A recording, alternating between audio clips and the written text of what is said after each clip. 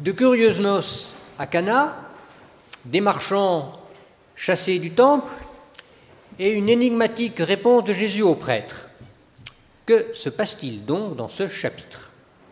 En réalité, un vrai drame en 3 actes. Les noces, tout commence bien.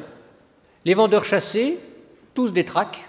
Et enfin, l'annonce par l'acteur principal de sa propre mort à la fin du spectacle. Premier acte donc, les noces à Cana, ce mariage où le vin vient à manquer et où, miracle, Jésus transforme de l'eau fraîche en vin. Regardons de plus près. Des noces, mais auxquelles participe Jésus. Et si ces noces symbolisaient d'autres noces? Et si le marié, c'était Dieu, et la mariée, Israël, selon une image très classique dans la Bible? Et si le fiancé était alors Jésus, et la fiancée, le peuple?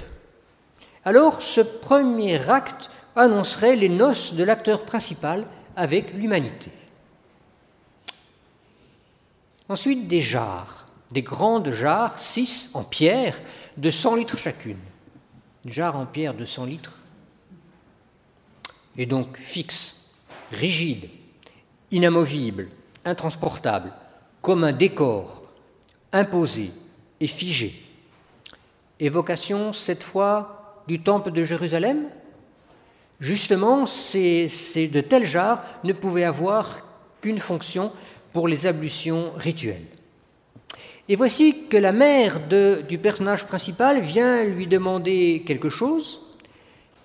Lui la rejette, mais, premier coup de théâtre, il se lève et agit quand même. Nouveau coup de théâtre, l'eau est soudain changée en vin, un vin nouveau, un vin meilleur que le précédent. Meilleur? Tiens, d'habitude, c'est l'inverse. Les acteurs et les figurants de la noce n'y comprennent rien, mais les serviteurs, les témoins, eux, comme nous peut-être, qui ont vu, ils ont cru.